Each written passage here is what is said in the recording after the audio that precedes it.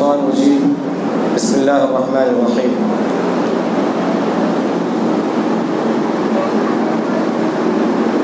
وكذلك جعلناكم أمة وسطا لتكونوا شهداء على الناس ويكون الرسول عليكم شهيدا وما جعلنا القبلة التي كنت عليها إلا لنعلم من يتبع الرسول ممن ينقلب على عقبيه وإن كانت لكبيرة إلا على الذين هدى الله ما كان الله ليضيع إيمانكم إن الله بالناس لرؤوف رحيم. اللہ کا بے انتہا شکر، اس کے فضل اور اس کی عنایت سے ہم نے 3 پارے نماز تراویح میں بڑے سکون اور اطمینان کے ساتھ سن لیا ہے۔ اللہ ہمارے قرآن مجید کی سننے کو، ہمارے قیام کو، ہمارے تراویح کو قبول فرمائے۔ اللہ کا شکر ہے کہ ابو ہریرہ قرآن مجید سے جانی جاتی ہے۔ ہر سال اس مسجد کی شان ہے، اس مسجد کی پہچان ہے کہ یہاں قرآن مجید کو مکمل پڑھا جاتا ہے، سنایا جاتا ہے۔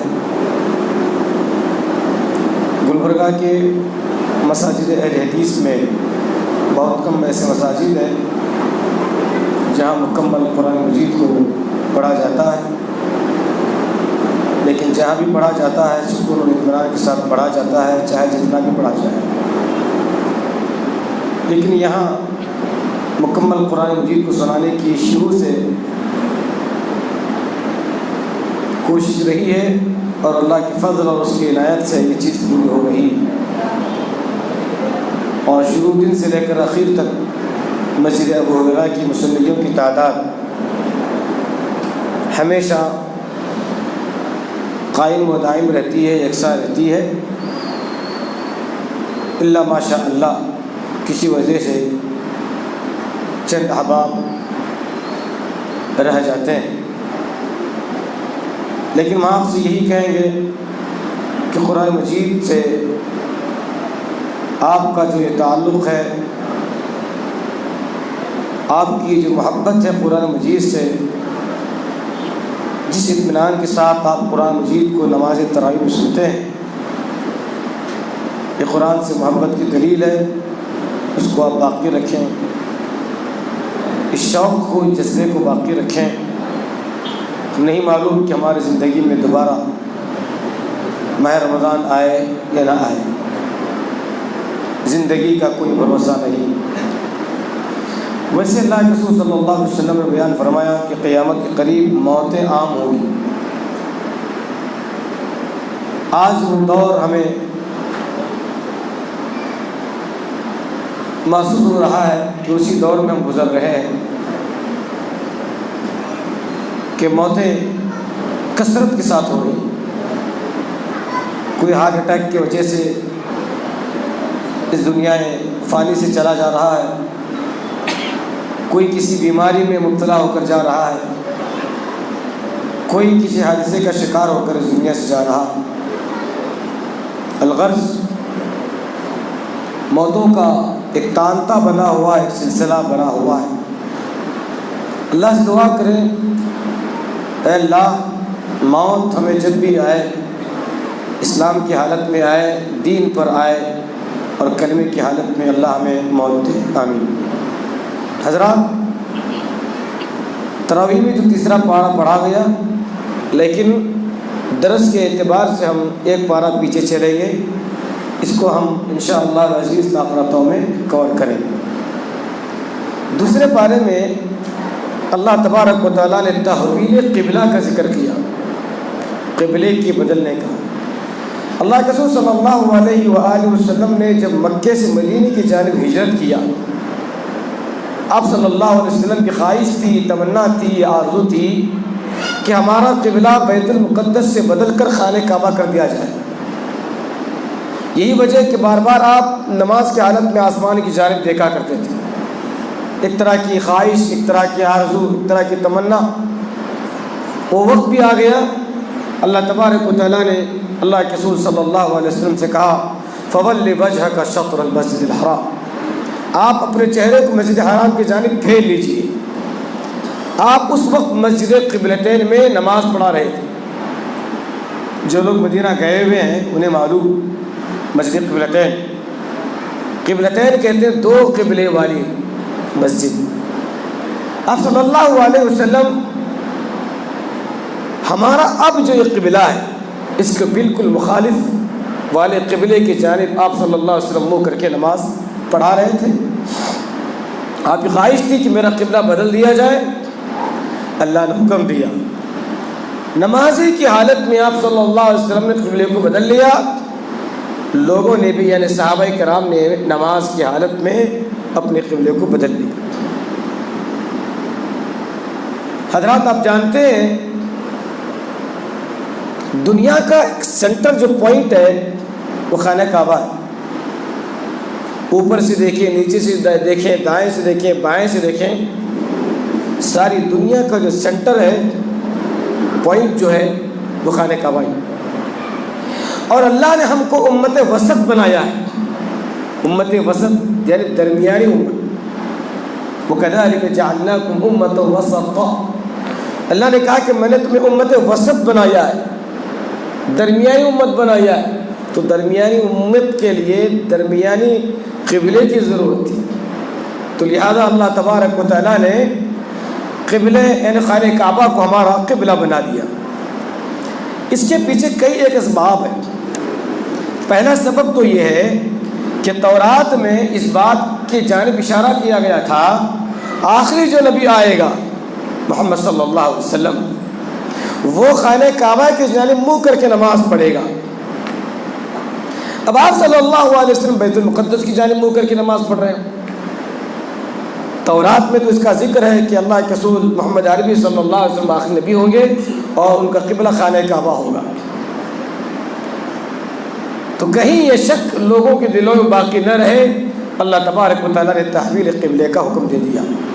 جب قبلہ بدل گیا یہودیوں کو بڑی چڑ ہوئی، یہودیوں کو بڑی تکلیف، کیونکہ ان کا قبلہ ان کے سمت بیت المقدس جس جانب اللہ کے منہ کر کے نماز پڑھا کرتے، اب مسلمانوں کو قبلہ بدل گیا۔ وہ لوگ بولنے لگے اب تم نے اپنے قبلے کو بدل لیا ہے، کہ چند دن جائیں گے کسی اور قبلے کسی اور سمت کو اپنا قبلہ تم بنا لو گے۔ اب آپ ہمیں یہ بتلاؤ کہ جن لوگوں نے بیت المقدس کی جانب منہ کر کے جو ہے نماز پڑھا اور وہ اس دنیا سے چلے گئے، بتلائیے کیا ان کی نمازیں، کیا ان کی عبادتیں ضائع ہو گئیں؟ ان کی عبادتیں، ان کی نمازیں برباد ہو گئیں؟ انہوں نے سوال کیا مسلمانوں سے، اللہ کے رسول صلی اللہ علیہ وسلم سے، کیا ان لوگوں کی نمازیں جنہوں نے بیت المقدس کی جانب منہ کر کے نماز پڑھا ضائع ہو گئی؟ اب تم نے اپنے قبلے کو بدل لیا، خانہ کعبہ بنا لیا۔ اللہ نے کیا کہا؟ وَمَا كَانَ اللَّهُ لِيُضِيعَ إِيمَانَكُمْ، ڈرنے کی کوئی بات نہیں ہے، اللہ تبارک و تعالیٰ تمہارے ایمان کو ضائع نہیں کرے گا۔ یہاں نماز کو ایمان سے تشبیہ دی گئی، یہاں یہ نہیں کہا گیا کہ وَمَا كَانَ اللَّهُ لِيُضِيعَ صَلَاتَكُمْ، اللہ تمہاری نمازوں کو ضائع نہیں کرے گا، نہیں، بلکہ اللہ تبارک و تعالیٰ نے ان کا جواب دیتے ہوئے کہا کہ وَمَا كَانَ اللَّهُ لِيُضِيعَ إِيمَانَكُمْ، اللہ تمہارے ایمان کو ضائع نہیں کرے گا، یعنی نماز کو ایمان کہا گیا۔ کیا جواب، کیا بات معلوم ہوئی؟ جو نماز نہیں پڑھے گا اس کا ایمانی تصور نہیں کیا جائے گا۔ اللہ اکبر، نماز کو ایمان کہا گیا، نماز کو ایمان کہا۔ جو نماز نہیں پڑھے گا اس کا ایمان تصور نہیں کیا جائے گا، قبول نہیں کیا جائے گا، اس کا دین مکمل نہیں ہے جس کی زندگی میں نماز نہیں۔ نماز میں دین ہے، دین میں نماز بہت بڑی اہم عبادت، کوئی معمولی چیز نہیں۔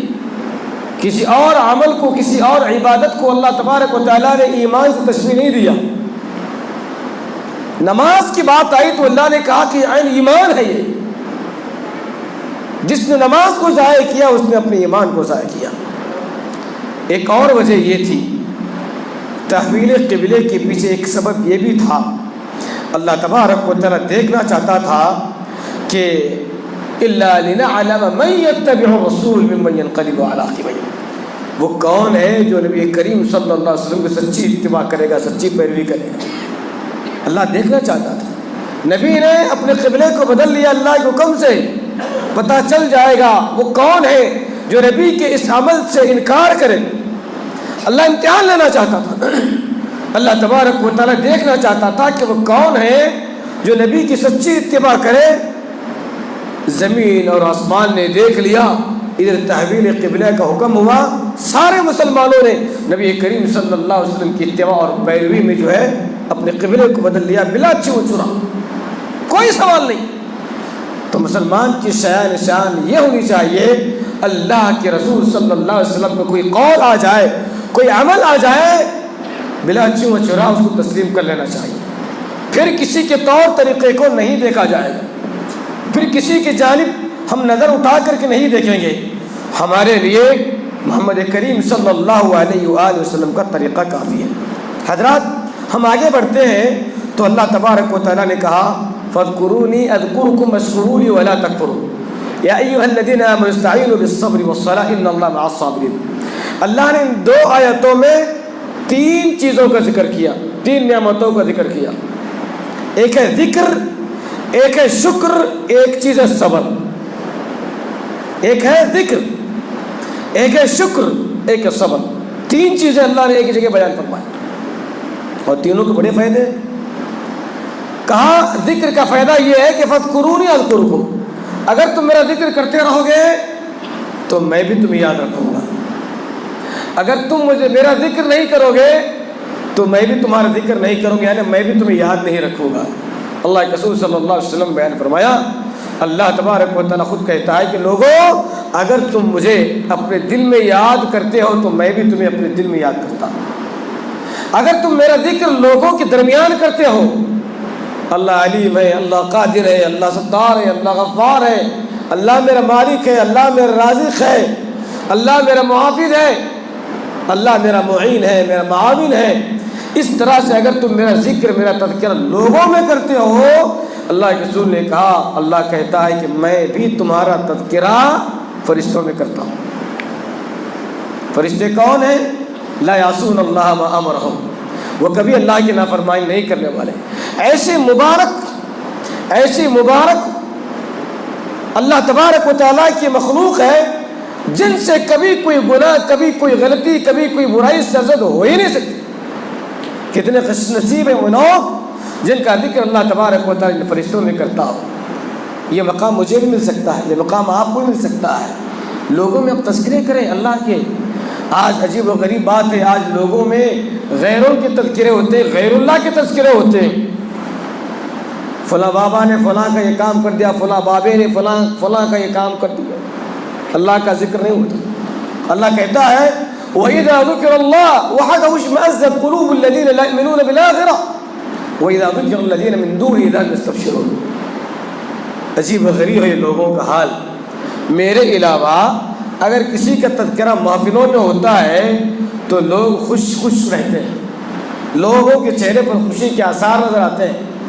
وَإِذَا ذُكِرَ اللَّهُ، اور جب اللہ تبارک و تعالیٰ کا ذکر اس مجلس میں ہونے لگے، وَحْدَهُ اشْمَأَزَّتْ قُلُوبُ الَّذِينَ لَا يُؤْمِنُونَ بِالْآخِرَةِ، جن کا ایمان آخرت کے دن پر نہیں ہے، ان کے دل پارا ہوتے ہیں، تکلیف ہوتی ہے، چہرے بگڑنے لگتے ہیں۔ لیکن ایمان والوں کا ذکر اللہ نے کہا انما المؤمنون الذين اذا ذكر الله وجلت قلوبهم، ایمان والوں کے درمیان جب اللہ کا ذکر ہوتا ہے تو ان کے دل منور ہو جاتے ہیں، ان کے ایمان میں اضافہ ہو جاتا ہے، وہ بہت خوش نظر آتے ہیں۔ بہرحال اللہ نے کہا لوگوں تم میرا ذکر کرو گے، مجھے یاد کرو گے تو میں بھی تمہیں یاد رکھوں گا۔ اور پھر اس کے بعد اللہ تبارک و تعالیٰ نے اسی آیت میں کہا واشکروا لی، میرا تم شکر ادا کرنے والے بنو، میرا شکر ادا کرنے والے بنو۔ اس کا بھی فائدہ اللہ نے بیان فرمایا۔ اللہ کو معلوم ہے انسان بڑا عجیب و غریب ہے، جب تک اسے فائدے کی چیز نہ بتلائی جائے جلدی اس کام کے لیے آگے نہیں بڑھتا۔ اللہ نے اس کا بھی فائدہ بتلایا، کہا کہ اگر تم میرا شکر ادا کرو گے لازیدنکم، جو کچھ تمہارے پاس ہے میں اس کو بڑھاؤں گا۔ شکر والی زبان اگر کسی کو مل جائے بہت بڑی نعمت. ہر حال میں اللہ تبارک و تعالیٰ کا شکر آپ ادا کرنے والے بنے, کیونکہ اللہ تبارک و تعالیٰ نے آپ کے ساتھ بہت بڑا انعام کیا, بہت بڑا انعام کیا. کبھی غور کیا آپ نے اس انعام پر؟ کبھی آپ نے غور کیا ہے؟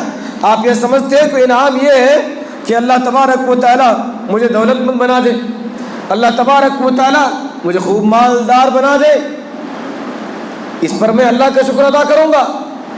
دوستو, دنیا تو اپنوں کے پاس بھی ہے, غیروں کے پاس بھی ہے, مومن کے پاس بھی ہے, کافر کے پاس بھی ہے. آپ شکر ادا کریں اس بات پر کہ اللہ تبارک و تعالیٰ نے آپ کو مسلمان بنایا, اللہ تبارک و تعالیٰ نے آپ کو مومن بنایا. اس سے بڑی کوئی دولت ہو ہی نہیں سکتی. اللہ کے رسول صلی اللہ علیہ وآلہ وسلم کے چچا کو نہیں ملی یہ دولت, ابو طالب کو نہیں ملی یہ دولت. رات دن دین کی خدمت کرنے والا, محمد کریم صلی اللہ علیہ وسلم کی خدمت کرنے والا, صحابہ کرام کی مدد کرنے والا, بے شمار قربانی ابو طالب کی.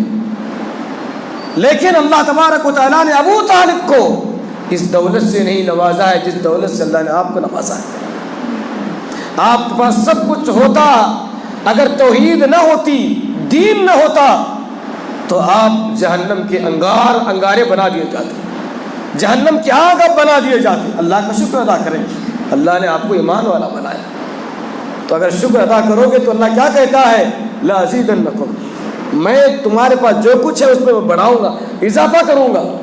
اور بندہ شکر گزار کب بنتا ہے؟ جب وہ نیچے والے کو دیکھے, اپنے سے نیچے والے کو دیکھے.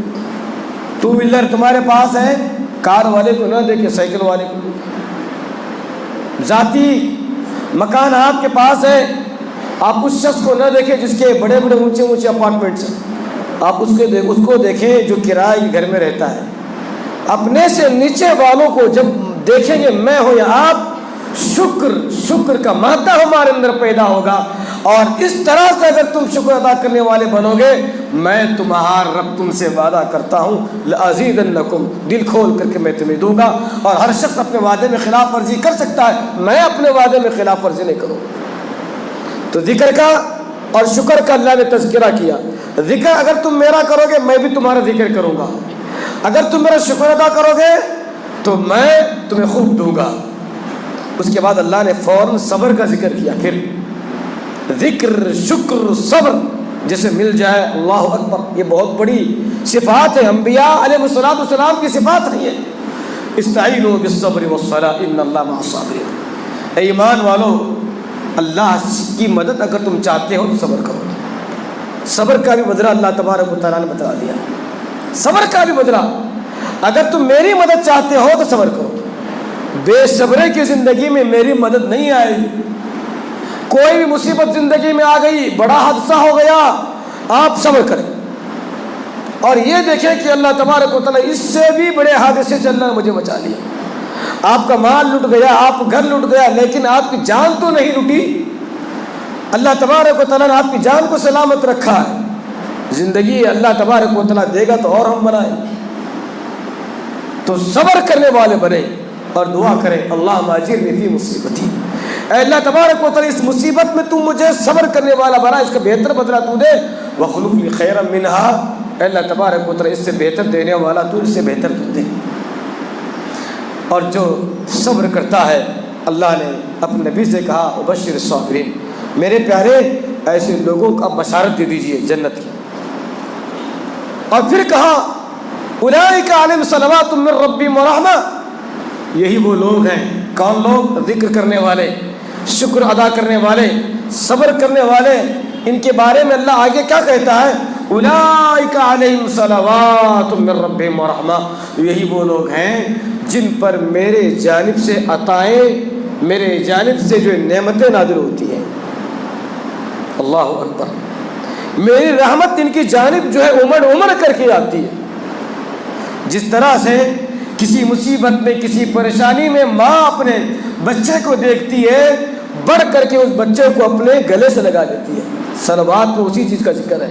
اللہ بھی اپنے بندے کو جب کسی مصیبت میں, کسی پریشانی میں دیکھتا ہے میرا وہ بندہ ذکر کرنے والا، میرا بندہ شکر کرنے والا، میرا وہ بندہ صبر کرنے والا ہے، اللہ تبارک و تعالیٰ کی رحمت اس کی جانب مائل ہوتی ہے، اللہ اس کو اپنے قریب کرتا ہے۔ اور اللہ جس کو اپنے سے قریب کر لے اسے کس چیز کا غم، کس چیز کا غم؟ اللہ پھر فرماتا ہے اولئک علیہم صلوات من ربہم ورحمہ، یہی وہ لوگ ہیں جن پر میری رحمتوں کا نزول ہوتا ہے، وَأُولَٰئِكَ هُمُ الْمُهْتَدُونَ، یہی لوگ ہیں جو صحیح معنی میں ہدایت پر ہیں۔ تو اگر میری اور آپ کی زندگی میں صبر آ جائے، میری اور آپ کی زندگی میں شکر آ جائے، میری اور آپ کی زندگی میں ذکر کی صفات آ جائیں، تو اللہ کی رحمتیں ہماری زندگی میں نازل ہوگی، اللہ تبارک و تعالیٰ ہمیں ہدایت پر قائم رکھے گا، باقی رکھے گا۔ اللہ اس کے بعد مثال دے رہا ہے، دیکھو صبر کرنا ہو تو ایسے کرو، کیسے؟ اس کے فوری بات کہتا ہے ان الصفا والمروہ من شعائر اللہ، صفا اور مروہ کا اللہ نے ذکر کیا۔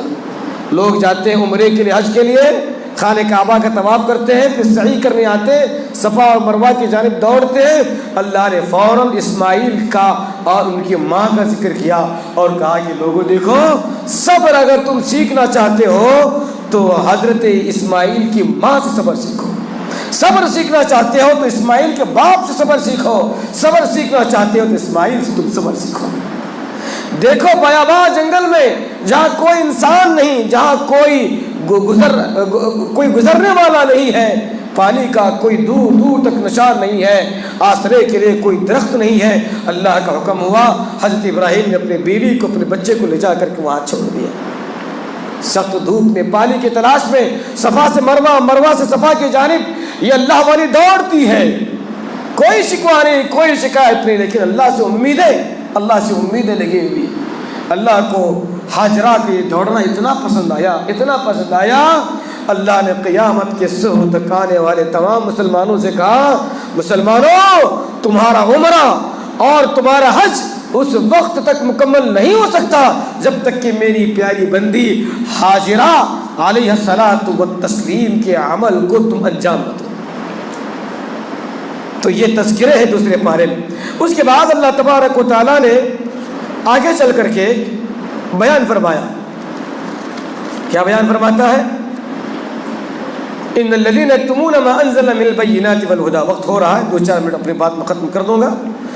ان الذين يكتمون ما انزلنا من البينات والهدى من بعد ما بيناه للناس في الكتاب اولئك يلعنهم الله ويلعنهم اللائن، جو لوگ چھپاتے ہیں حق کے آ جانے کے بعد حق کو، حق کے واضح ہو جانے کے بعد حق کو چھپاتے ہیں، اللہ نے کہا کہ ان پر لعنتیں ہیں میری اور ساری دنیا والوں کی لعنتیں ان پر۔ تو حق جب معلوم ہو جاتا ہے آپ کو اس پر عمل کریں، آپ چھپائیں نہیں، ورنہ اللہ کی لعنتیں نازل ہوں۔ اور آج بہت سارے وہ لوگ جنہیں حق معلوم ہے حق کو چھپاتے محض دنیا کے حصول۔ اللہ تبارک و تعالیٰ کہتا ہے کہ یہ لوگ اپنے پیٹ کو جو بھر رہے ہیں حق کو چھپا کر کے، دراصل وہ جہنم کی آگ سے اپنے پیٹ کو بھر رہے ہیں۔ اللہ تبارک و تعالیٰ نے حق پر عمل کرنے والا بنایا۔ آگے چل کر کے اللہ تبارک و تعالیٰ نے محبت کا تذکرہ کیا۔ ایمان والے کون ہوتے ہیں؟ ایمان والے کون ہوتے ہیں؟ وَمِنَ النَّاسِ مَن يَتَّخِذُ مِن دُونِ اللَّهِ أَندَادًا يُحِبُّونَهُمْ كَحُبِّ اللَّهِ وَالَّذِينَ آمَنُوا أَشَدُّ حُبًّا لِلَّهِ، ایمان والے اللہ سے جو محبت کرتے ہیں اس کی بہت بڑی مثالیں، بہت عظیم مثالیں ہیں، ایسی محبت اس روئے زمین پر پائی ہی نہیں جاتی۔ ایمان والے حد درجہ اللہ سے محبت کرتے ہیں۔ دیکھیے محبت کی 3 قسمیں، محبت کی 3 قسمیں ہیں۔ ایک یہ کہ بندہ اللہ سے بھی محبت کرتا ہے اور دنیا سے بھی محبت کرتا ہے، اور دنیا کی محبت اللہ کی محبت پر غالب ہے۔